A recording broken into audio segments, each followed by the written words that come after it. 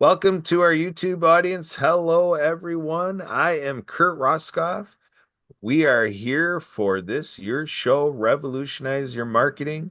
I'm with the World of Ability Podcast Network, and we are pleased, proud, and privileged to have this show hosted by John Petros Sr. Again, Revolutionize Your Marketing, brought to us by Mill City Marketing MA. And John is ever so excited to bring you today's guest. So I'll turn it over to our host, John Petros Sr. Take it away, John. Welcome to your show. Thanks, Todd. Welcome everybody on YouTube.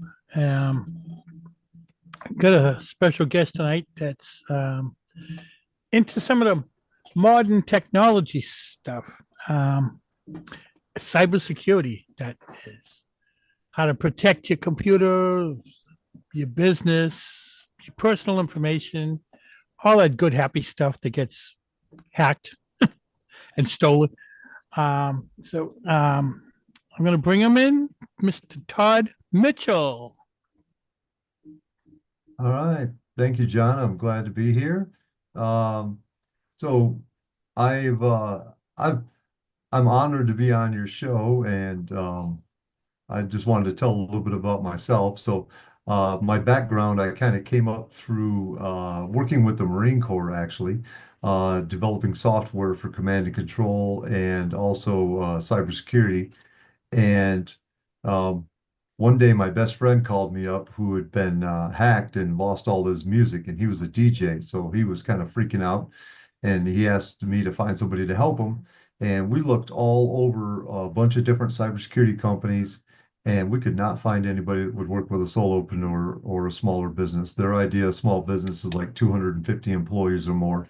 So I ended up helping him in my spare time, and then basically over the next year or so, he kind of just kept poking at me and poking at me until he finally convinced me to open my own business. So I came into this very mission oriented about being the little guy helping the little guy and bringing enterprise level cybersecurity down to a solopreneur. Interesting. I Last summer I was going to take a college course in cybersecurity, but paperwork wasn't working out too well. Was getting lost somewhere between the government and the university. So I said, well, apparently it's not meant to be. Right? But Yep. welcome. I'm glad to have you here. So, how does cybersecurity protect small businesses? So the main protection, I think uh, a lot of us are don't know much about cybersecurity, so what we see is in the movies, and they think that there's somebody in a hoodie in their mom's basement clacking away on a keyboard, and that's how you get hacked. Which is true, that does happen, but that's a real small percentage. Right now, 92% of the data breaches are caused by human error, and of that human error factor, 85% of that is phishing attacks. So the most vulnerable point of any business is basically somebody, either the owner or one of the employees, clicking on an email somewhere that's going to download something bad on their computer or try to steal all their information.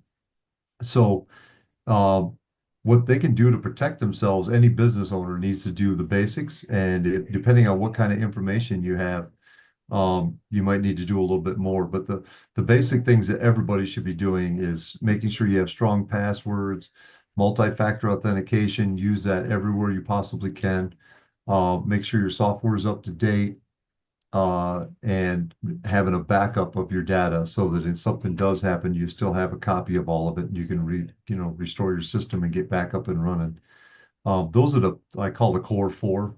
Those are the big four things. The other thing you want to do is make sure you're aware of how to recognize a phishing attack so that you don't fall prey to it. And just be very, in today's world, you got to be very, very aware when you're checking your email and don't just randomly open attachments without knowing who they're from. Yeah, that's one thing I always make sure and I get a ton of spam mail. Right. And Yeah, we all do. And sometimes you have to be real careful with that spam mail. A lot of it, I think, I mean, I hate to say it's common sense, but a lot of it, you just have to put a little thought behind it. If you Yeah. get an email from PayPal with a receipt for something you paid for, but you don't remember ever paying for anything out of PayPal, then, take a real close look at that thing. Did it really come from PayPal? Is this really a receipt? Don't open it. You can always go to PayPal's website, log into your account and look at it there instead of going through the email. So little things like that will keep you a lot safer. Yeah. I keep getting them in my email every so often asking me to verify my email address. I said, no way. Right. Yeah. You And, send me and an that email. What do I got to verify it for? exactly. Yes. Yeah. Yeah. We need you to verify your email address. Well, you just emailed me. That's what my wife gets one in her text messages all the time saying somebody's trying to deliver something to her house from the post office, but they can't find our address. Yeah. And I'm like, if there's one organization on this planet that knows where you live, it's the post office. They drive past it every single day. I mean, it's like, so that's fake. It's like, nope, don't click on that. Yeah. That's another one I get all the time too.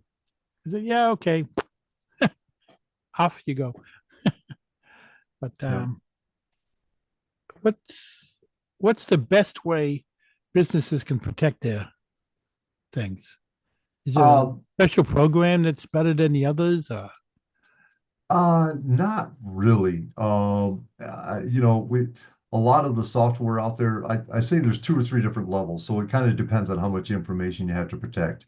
If you're in home services, let's say, plumber, electrician, something like that. So all you really have is an email list, maybe, names and addresses and emails. Um, you don't have a lot of sensitive information, then you don't have to do as much to protect it as, say, like a bookkeeper or accountant with everybody's financial information, or like your doctor, for an example, with all your medical files. So if you're in those types of industries, the financial industry or the healthcare industry, where you have a lot of sensitive information about all your clients, you need to go a little bit more in depth with your security. But for most of us, I'll just kind of define the differences between like security software. So you have like Norton and McAfee and Avast, those antivirus. And they find something, they put it in a quarantine folder and they tell you about it, but they don't actually do anything with it. And then the next level beyond that is what they call endpoint detection and response, EDRs. And those softwares are a little bit more complicated. They usually have a business plan or something because most of us as consumers don't need anything quite that elaborate. But what they do is when they find something on your computer, they figure out where it came from. They block the hole so that nothing else can get in, patch the holes up. And then also they delete it off your computer so it's not there anymore. And then but that still requires you to kind of know because they'd ask you what you want to do a few times and stuff. So you kind of have to know a little bit about what you're doing. The the system that I use for most of my clients is called a managed detection and response system, MDRs. And that's basically the same as the EDR, but the difference is I manage it on my end, so you don't have to worry about anything as a as a so Yeah. you don't need to become a cybersecurity expert. You can just let somebody else deal with it for you. Um, and then on top of that, though, that's just kind of one piece of the puzzle with the security software. The other things you need to be doing, a lot of it is process driven, because back to what I mentioned earlier, most data breaches are caused by human error. So making sure your employees understand that they have to keep strong passwords. They can't share passwords for accounts. Um, and keeping software up to date. If they see something suspicious, letting somebody know about it so that it doesn't, become a big issue. Um, Making sure you have encryption so that if the data is stolen, nobody can read it. Uh, Controlling access is another big one. I use a dentist office as an example. Your dentist needs your medical files. The receptionist at the front doesn't need to see that. On the other hand, when you go to check out and give them your credit card, the dentist doesn't need to see your credit card number, only the girl up at the front that's running your card for you for the payments.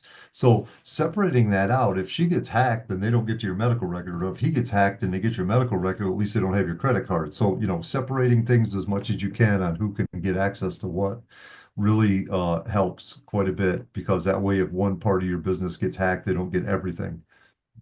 But those are Yeah. some of the simple things.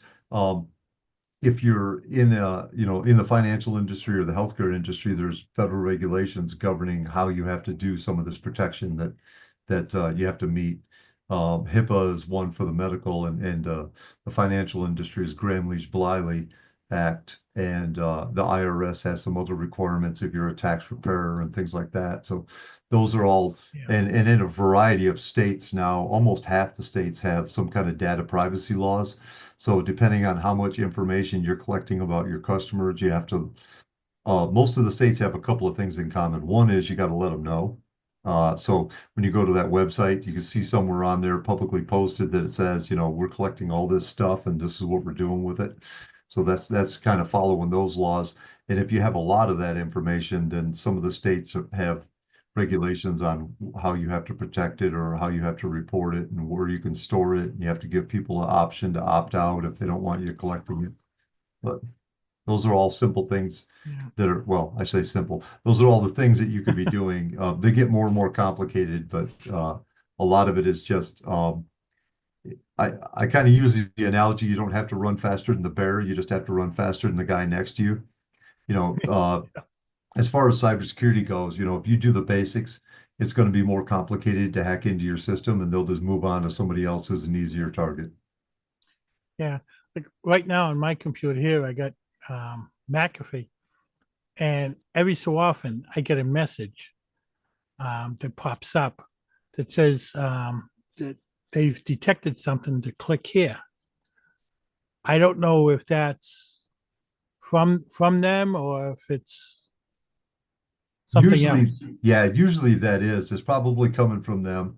And that goes back to what I was telling you, where they take stuff and throw in a quarantine file and then tell you about it, but you have to do something about it, which is good and bad. I mean, it's the bad part about it is if you're not a cybersecurity expert, you're kind of afraid to click the button and you don't really know Yeah. what to do with the thing after you're looking at it. So, Yeah.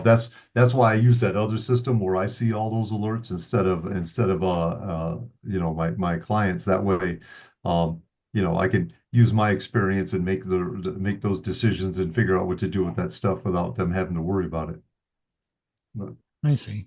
Yeah. So next time that comes up, I should probably click it. Yeah, especially if it's coming from, if it looks like it's coming from them, or you could go into your dashboard and I'm sure there's like notifications in there or something telling you if they were sending legitimate messages, it'll be listed somewhere in your account. All right, so it's best to check the account itself. Yeah, yeah. If you're suspicious of where it's coming from, definitely go straight to the account, log in like you normally do, and look for a message there. If you don't see anything, then it probably wasn't a real message. All right, I'll have to do that tonight. But yeah, it comes up in the lower right hand corner where messages from emails and things come up. So that's Yeah. why It's probably legitimate, but it's never hurts to be a little cautious and safe about it. yeah, Because unfortunately, the bad guys know where those messages pop up too. So if they were going to make a fake message, they'd make sure to put it in the right spot so you would know the difference. yeah. It's like, I I mean that's one of the problems I'm having. That's why I brought it up because I'm sure other people the same way. mhm. Um, there was something else I was going to ask you, and now I forgot. um, anyways, what I what I do is when I have somebody coming on, I print up what I call my rap sheets, Okay, all the information, and I'll tell you, yours is one of the biggest ones. It's 5 pages. yeah, You have a lot of information on your alignable page. yeah. Um, Well, I got I'm involved in a lot of things because I'm doing, especially on Alignable with business owners, I do a lot of networking. So I've got a couple of local networking groups here in southern New Mexico.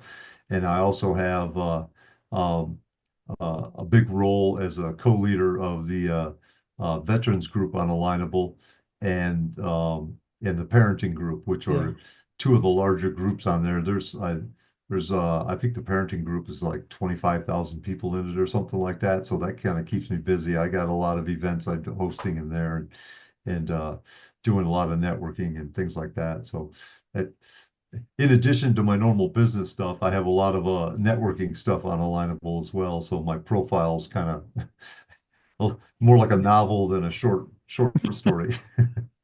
Yeah, but yeah. So I don't forget at the end like I have in the past with other guests. Why don't you let people know if they want to get a hold of you, how to get a hold of you? So that's pretty easy. It's my website is cybersecurity for biz with the number four.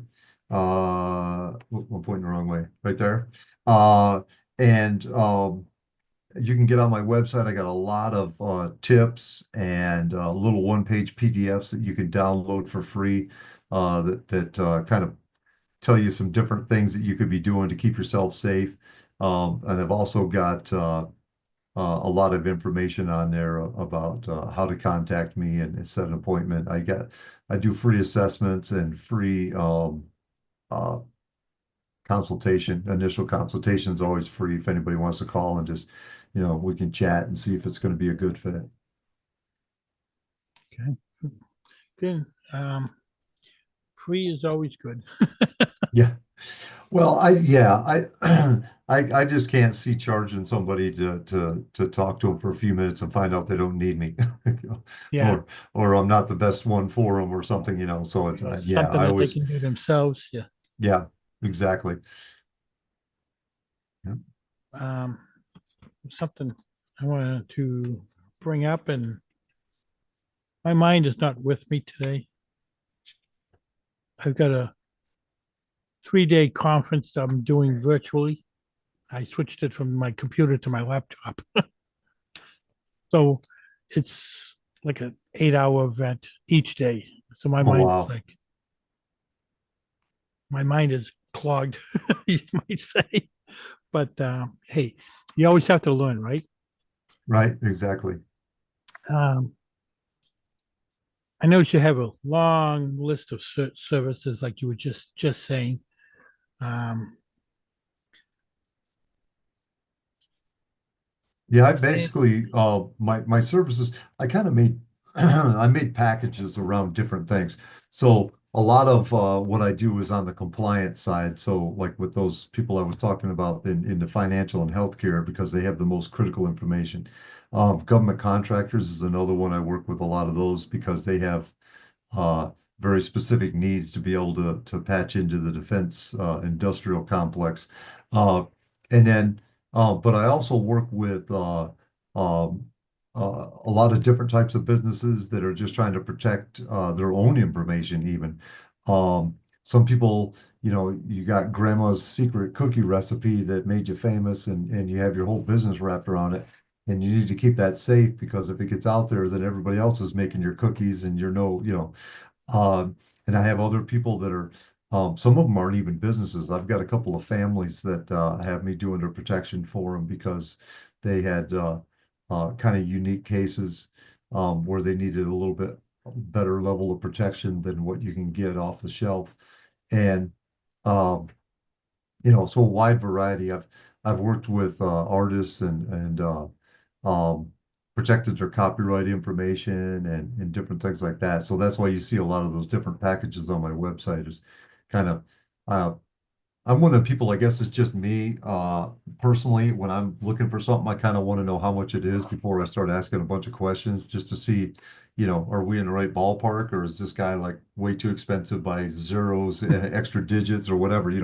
So yeah, I kind of put my packages together with the base price on there just so people can get an idea of how much it's going to cost and what all they're going to get for it. So, yeah, I saw that. I checked out the website too. I did my homework yeah, somewhat, awesome. but um,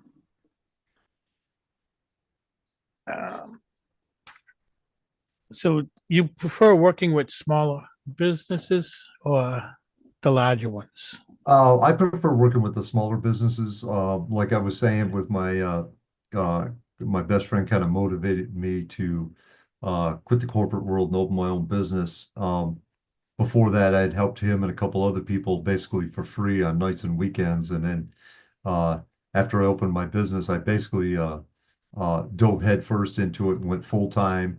And but I'm really, I guess from my military background, I got to have a mission bigger than just getting a paycheck. So that's kind of my mission is I realize that nobody else would help these solopreneurs and micro businesses, I call them, less than 10 employees, and nobody else will work with them. So I decided to take up the mantle and do it myself. And I really like staying in that crowd because if you've got 20 or 30 or 40 or 50 or 100 employees, there's plenty of other companies out there that'll work with you. But if you've, if you're flying Yeah. solo, there's, if you could find a company that'll work with you, they're charging you for 10 or 15 employees, even though you don't have them, you know, and you're just paying extra for something you don't need. So that's why I like, and I've catered my security solutions to specifically work with solopreneurs. A lot of solopreneurs are working from home. All they have is a laptop and a home router. So they don't need network security, because they don't have a big IT closet and all that, but they still have vulnerabilities. Because if Yeah. you're working from home, um, you know, uh, you got, a couple of kids with their PlayStation, your smart TV, your refrigerator, Ring doorbells, all kinds of stuff. And if you think about it, I mean, when's the last time you had to restart your computer because of a security patch? It usually happens every couple of weeks.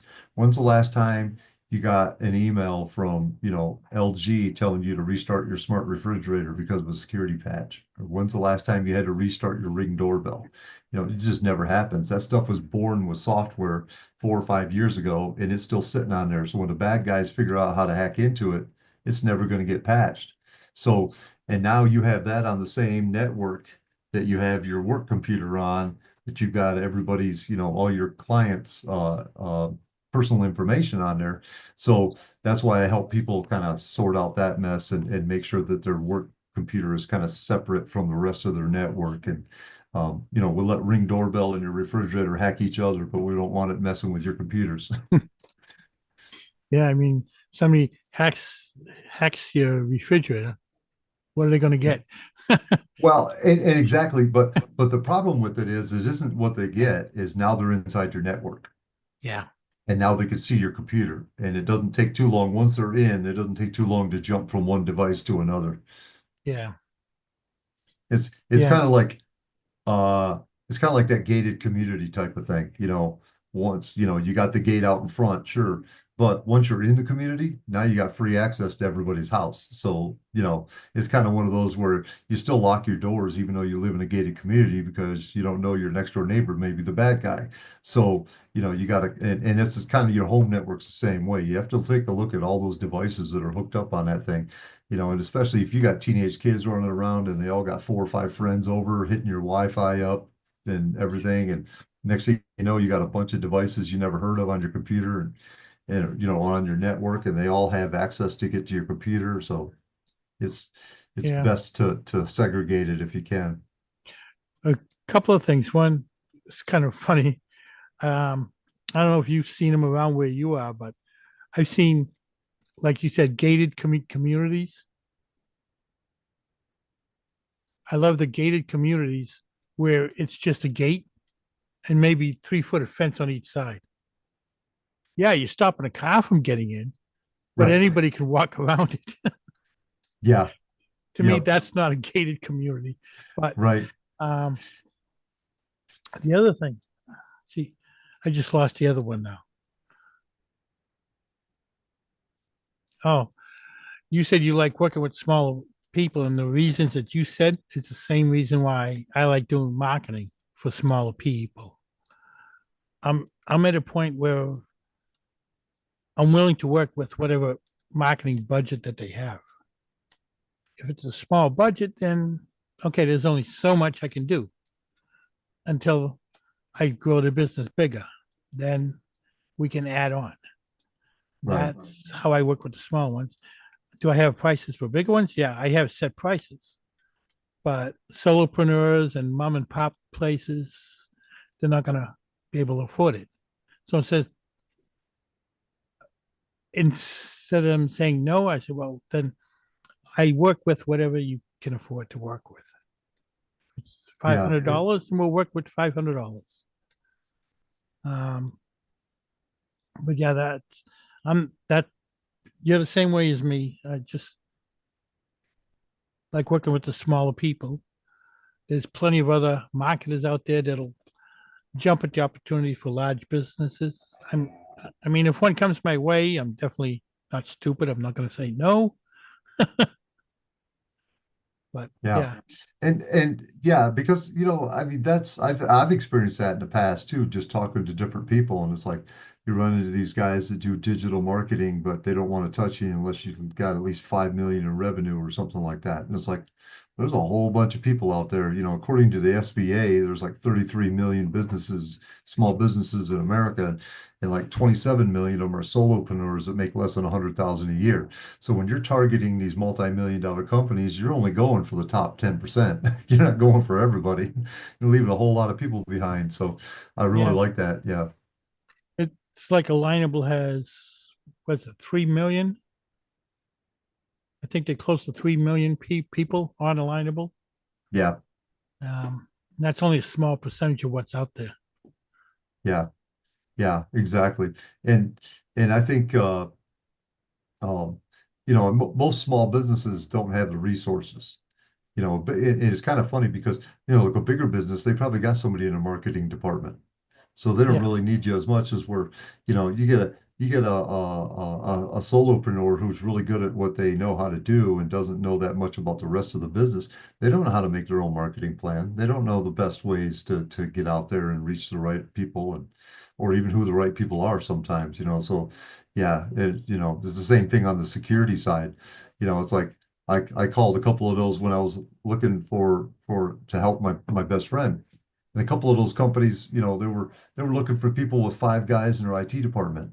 And it's like, well, if I had an IT department, I wouldn't be needing you. So what the heck? It's exactly. like, Yeah, exactly. But yeah, and then you got mid-sized companies, especially now they're looking to downsize.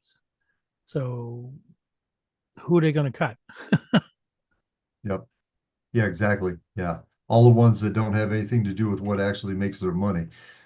Yeah, that's Yeah, labor goes first and it's always the non-operational people that get it that are first ones on the chopping block. Yeah. yeah. It's like I worked for the local newspaper, and I did.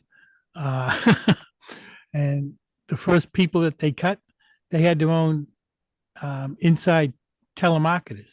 They cut that and outsourced that. Um, Next people that they wanted to cut was customer service, which is the department I was in. Yeah. And that was able to be put off. What they did is they just started cutting down all the departments a little bit here and there. And yeah, finally, right now, they ended up outsourcing pretty much everything, literally everything. There's a handful of people left running the newspaper. Yeah.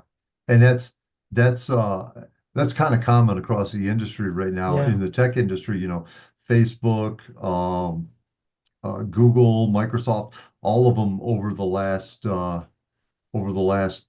year or so have gotten rid of their customer service department and replaced it with a chat bot. yeah. I'm sure eventually that's what they're going to be coming up with. But um, just like what's happening with a lot of companies, especially the newspaper industry, they're getting taken over by larger ones, and then they're selling them to hedge funds. And the only thing hedge funds are looking at is how much money is going in their pocket. Right. What And can what can we do to make this thing worth more money so we can sell it? yep, exactly. And the way they make it better is they cut down on the help. They cut down on the actual people that are doing the work. They outsource it all and then they sell it off because it's making more money than what it was. Yeah. Yeah, that's definitely something that's and AI affects all of us. I mean, I think uh AI is relatively new. It's only been around for about what, a year and a half, 2 years now.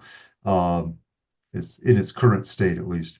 And I think as time goes on, it's going to start replacing more and more functions of, it's kind of like when the robots first came out, and back then it was like some space age thing that like a Jetsons cartoon or something from back in the 70s.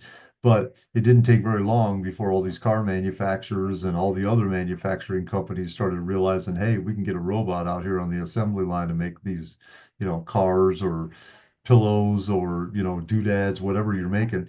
Yeah. And and replace our human labor workforce that costs us so many dollars an hour or whatever and wants benefits and all that stuff, calls in sick, whatever, and they can replace it everybody with. And I think the same thing's going to happen with AI as time goes on. AI is going to start replacing more and more different things until basically you'll have these big factories. It'll be like some sci-fi movie with some big factory doing all this stuff, and there's like one guy watching a control panel up in the back corner of the building and nobody else there. Yeah.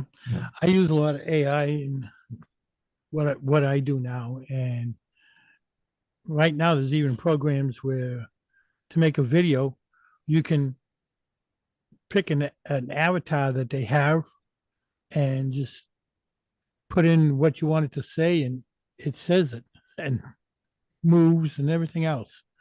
Yep. So somebody doesn't even have to make a video to put an ad out. Right. Exactly. Um, Yeah. And all that is, I mean, it sounds great and it's convenient, but how many actors and editors and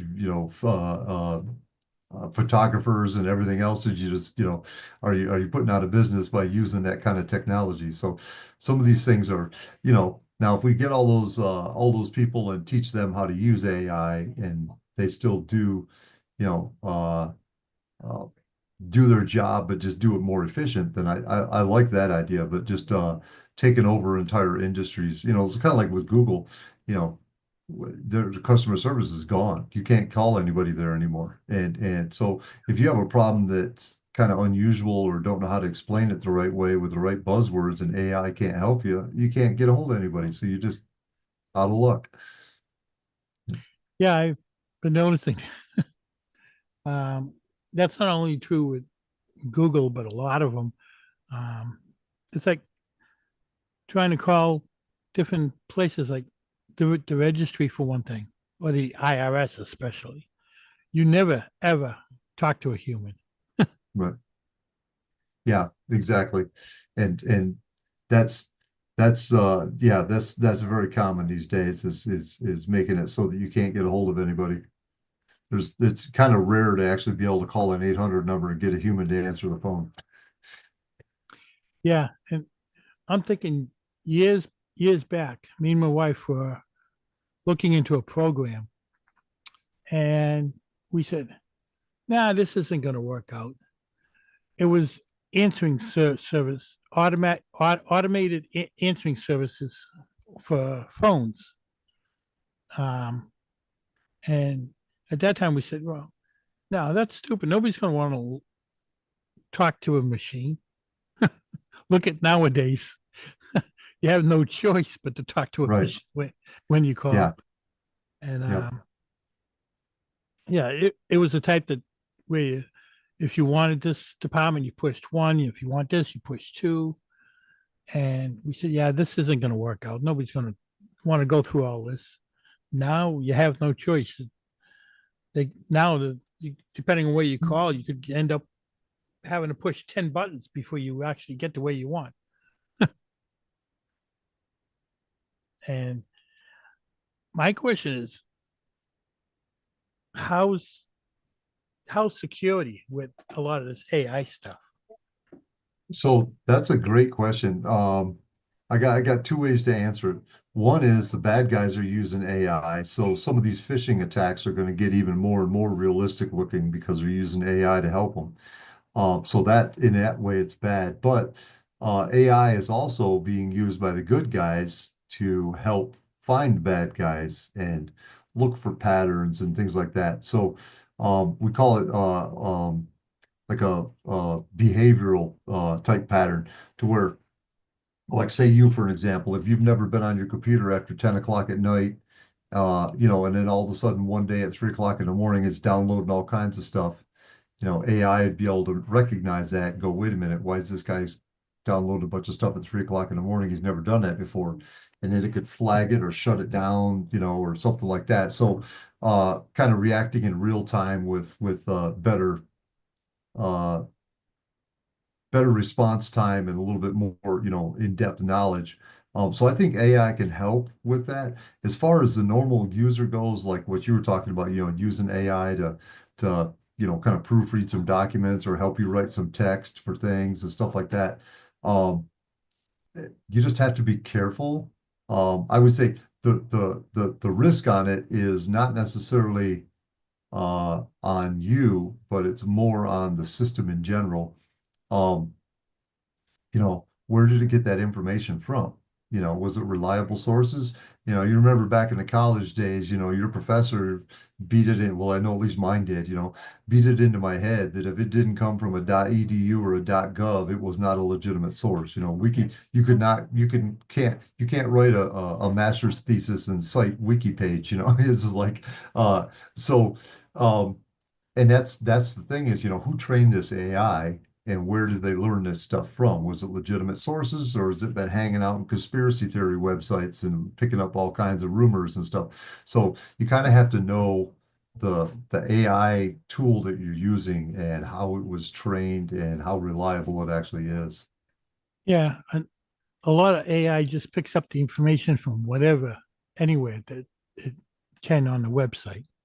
Yeah. So yeah, you're right on that part. I mean, it's like um, Russia could put stuff out on the internet, and over here AI would pick it up. Exactly.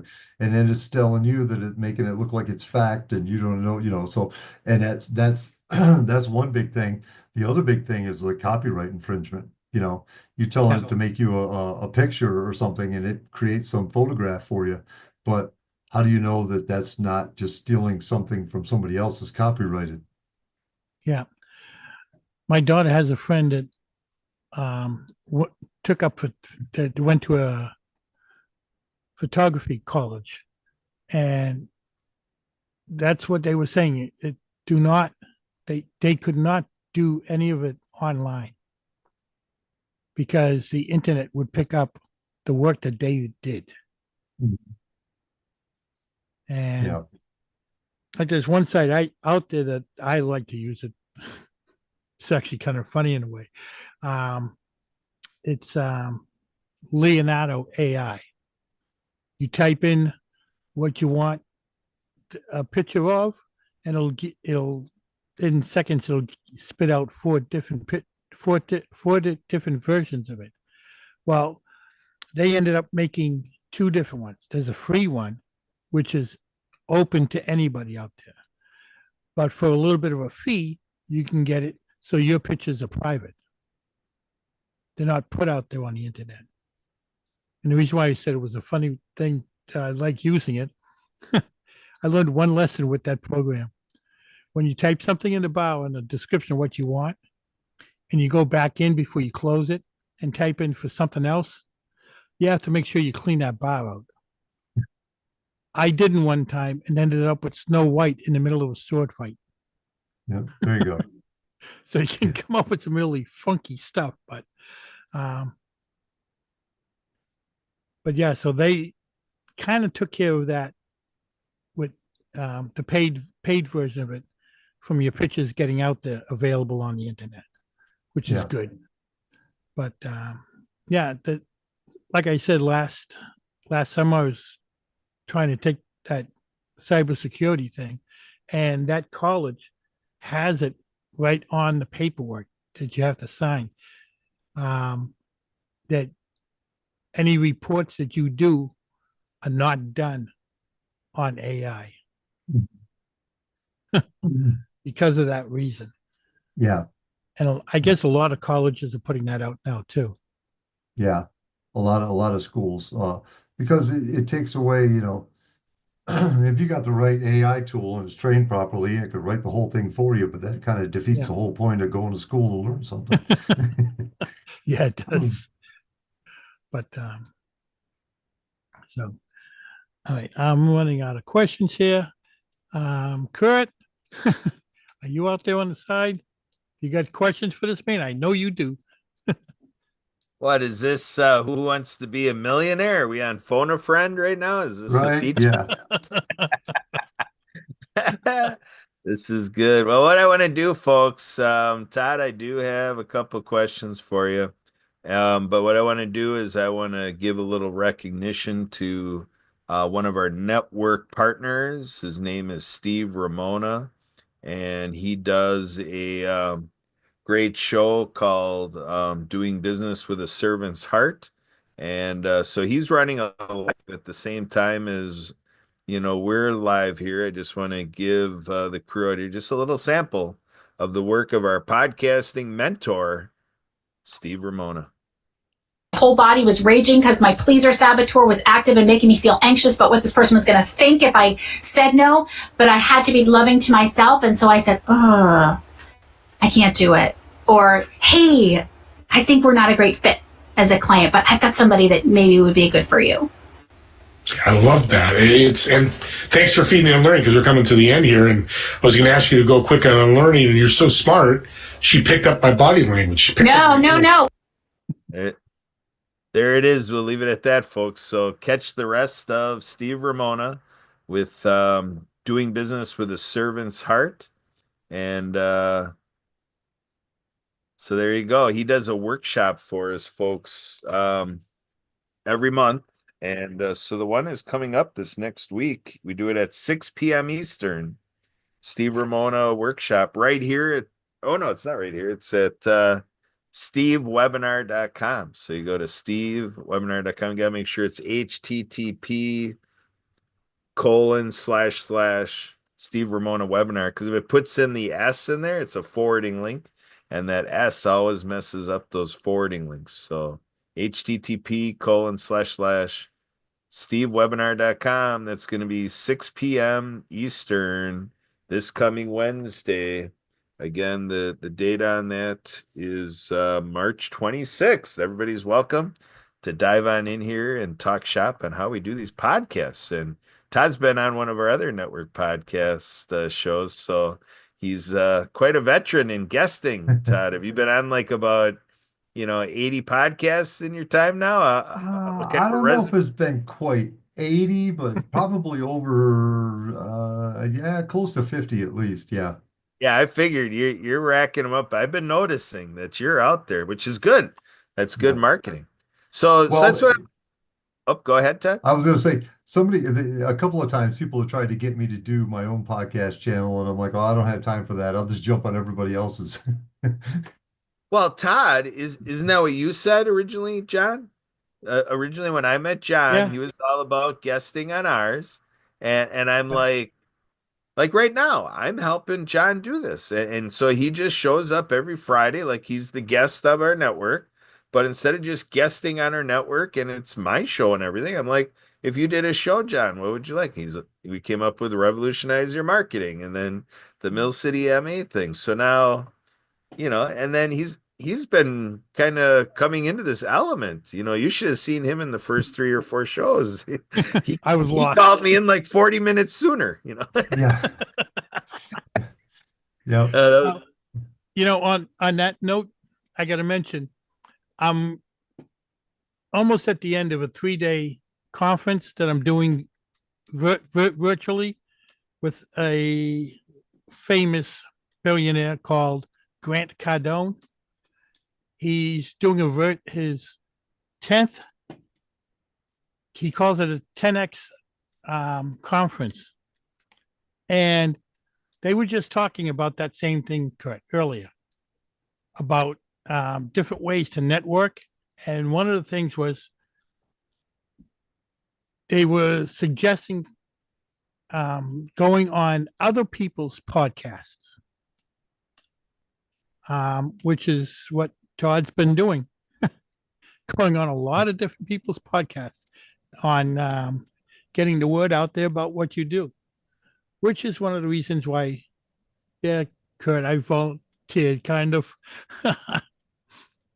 to do a podcast so people can get word out about what they do and about what I do, because What I do is marketing.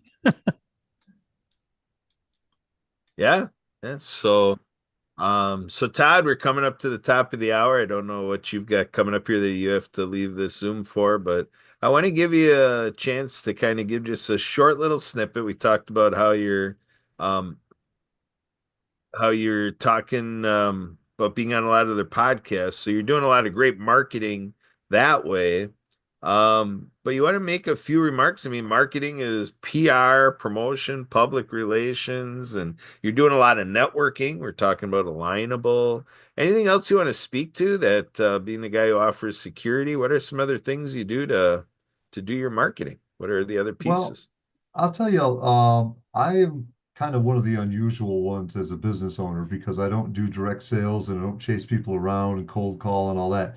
So I have built my whole business on word of mouth, and just kind of knowing people who know what I do. Um, but I'll tell you, in order to make that work, one of the things that kind of I figured out about 3 years ago when I finally cracked the code, so to speak, was uh, you have to be very intentional. You have to know exactly who the audience is that you're trying to find, and you have to make sure you're in the right place. If you're selling something to old white guys, you don't want to be on Instagram with a bunch of teenage girls. You just got to really know who it is you're looking for and where they're hanging out so you could be in the right place. And then once you kind of crack that and actually get in the right place, now, people are listening and are more receptive because you're bringing information and value to the right crowd. Very good. Well said. So, John, I want Yeah. to check in with you. Anything else you want to get in here before we close out this episode, or you want me to wrap it up? Where are you at, John? Well, yeah, throw a couple things out here.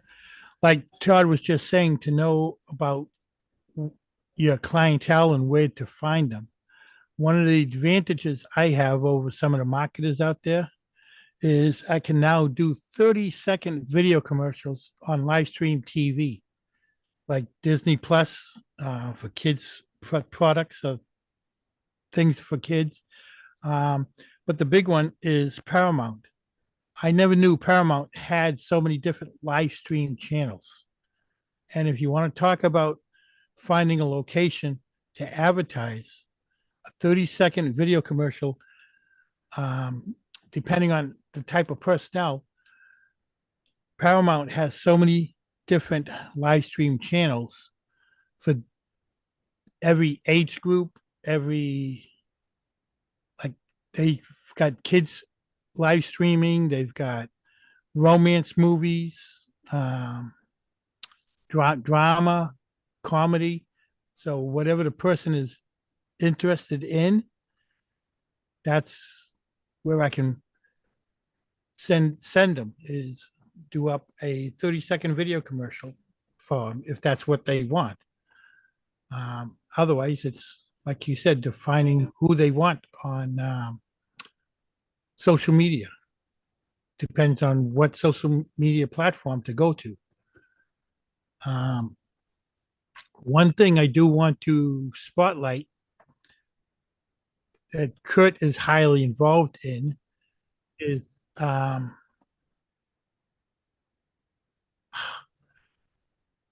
like I said earlier, Todd, my mind is mush right now. Kurt, what's the group you're involved with for the veterans? Project Die Hard. There you go. It's a very worthwhile it's a very worthwhile group for what they do. Todd could probably explain a little bit more about it real quickly. Yeah, I talked to a couple of people about that, and I actually am planning on having a guest appearance from that group onto my veterans group in Alignable. So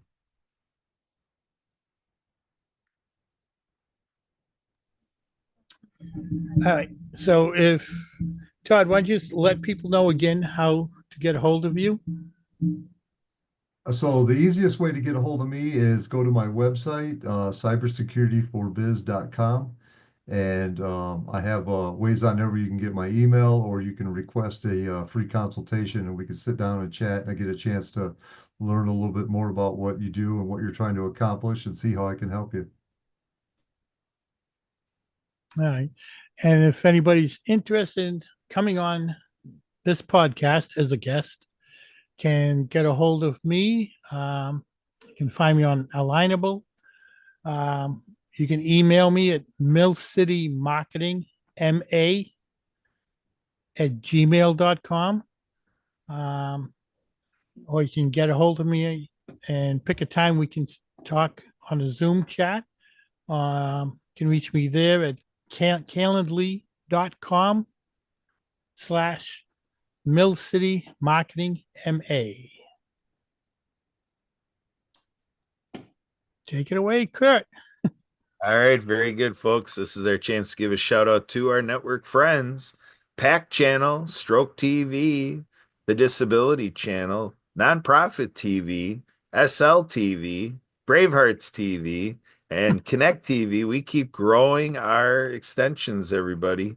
We're out here to shine these messages all across the land of the USA, internationally with Canada, all of the Americas, and over to the Orient and Australia and Europe. We're here to make this the World of Ability Podcast Network, and to have an element here like the world has never seen before. And John Petros Sr. is a part of it, and all these great guests like Todd Mitchell. Apparently, he's a guest for hire. So give Todd Mitchell a call if you need a podcast guest. All right. Thanks for doing it, guys. Catch you next time. Bye for now.